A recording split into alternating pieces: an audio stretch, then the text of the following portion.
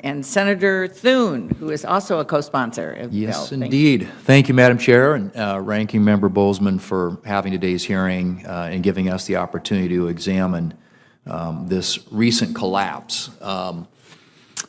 And Chairman, thank you for appearing in front of the committee today. My dad, who was born before the stock market crash and then went through the Great Depression, always said, if it seems too good to be true, it probably is. And I think that's, it looks like this whole thing, there just wasn't any there. I mean, I don't know how they were able to pull this off for as long as they did. Obviously being offshore and not being subject to, the visibility that regulators might otherwise have. But it's just really pretty stunning. And I'm, as everybody is here, I think, deeply troubled by all the information that's come to light as it relates to what appears to be, at the very least, some incredibly serious wrongdoing on the part of FTX. And I think that whole collapse, again, underscores the need for greater oversight and transparency of the digital asset marketplace. I think that's why we need a comprehensive regulatory approach for digital assets that ensures that federal regulators have the proper tools to oversee this market. And it's increasingly clear that Congress needs to act and needs to act soon. Could you describe, what enforcement actions CFTC has taken or is considering to take following the collapse of FTX? Senator, unfortunately, I can't talk about ongoing investigations, but as I've said before in the past, we will utilize every tool we have to the fullest extent of the law to bring wrongdoers to account. As I've said this before, we've probably talked about this. It is an extremely powerful tool we have, enforcement over digital assets, but given this limited authority which you just referenced, unfortunately, when we act, it's often after the fact, because the information that allows us to bring an enforcement action in digital asset cash commodity markets is only because information is coming to us from outsiders, from referrals, from tips, and whistleblowers. And this is in stark contrast to some of the surveillance tools and examination tools that we would have if we had a comprehensive regulatory framework over digital asset commodities. And is your full commission engaged on this issue? Absolutely. Are the CFTC and SEC collaborating on this investigation? Okay.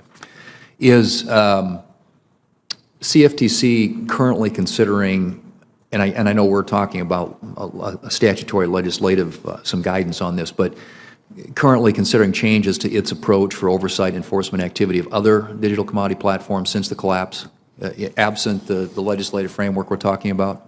I think if we think about, it really comes down to the limited authority. We have a number of incumbent exchanges that have a wide variety of financial assets in the commodity space that also list Bitcoin and Ether futures contracts. There are a number of sort of new startup trading platforms that are listing similarly situated futures contracts in Bitcoin and Ether. As I mentioned earlier, we've had incumbent or native crypto firms buy existing licensed CFTC exchanges and start listing contracts. The authority for us to go beyond the registered entity is limited. We have limited lens into the cash market, and this is no different in agricultural complex or energy or metals complex. But essentially it is when we get information about potential fraud or manipulation in a cash market is really the only time we have that ability to go through the futures market and start scoping around the cash market. And that's the handcuff we have. That's the gap that we have that we're not able to fill right now. And you did discuss, and I know it's been talked about some here already, LedgerX in your testimony. What would you say in terms of the characteristics of the two, what sets LedgerX apart from FTX? Senator, just quite simply, it's a CFTC regulatory regime. I mean, it is a forceful, strong, transparent regime that they had to comply with, and if they didn't comply with it, there would have been consequences. Period. And are there lessons, obviously learned from their registration with CFTC that we ought to consider? I think, as I mentioned to Senator Gillibrand and Senator Lujan as well, this question about our ability to pierce through, I'll use that word, the regulated entity. In this case, the questions that I'm getting today, we've gotten in the past. There have been some suggestions which are just false, that we had some authority to go into the FTX entities. We simply did not. It is a limitation. It's a wall off of our authority. And I think that might be something to consider, but I would say it comes with risks, and that's what we need to balance, because what are those risks? Those risks are, I couldn't come before this committee today and tell you I know exactly where customer money is in the LedgerX entity. And that's what worries me, right? If we had that reciprocal relationship with non-registered entities, these other FTX affiliates, would that have given the FTX affiliates an opportunity to fish around LedgerX and potentially take that customer money? In which case, that's not a message I want to be sharing with you. Right. And in terms of sort of the global situation, since the global, these are traded globally, regulatory structures in other places around the world, are there some where that can act as sort of a model for how we might do things here? And is the lack of regulation in other places create the kind of systemic risk that seems like could be very real in this industry absent that?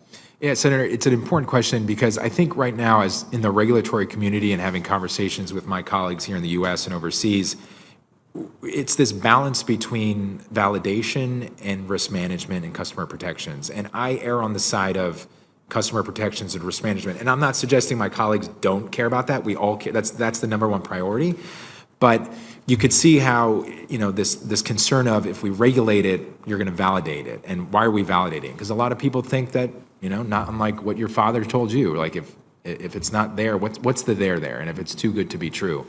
But from my perspective as a market regulator, I don't think we can regulate this out of existence. And even if we tried to regulate it outside the borders of our country, it would still exist elsewhere. And that risk would inevitably come back to us through retail or institutional. And I don't want to keep coming back to this committee after another bankruptcy or after another failure. It's just too important to take action. And I will remain agnostic on the success or failure of the technology. That's not my job. My job is to protect customers, to fill gaps, and to tell this committee what I think is important to do so that your constituents don't lose money and don't have the information they need to arm themselves when they're making investment decisions.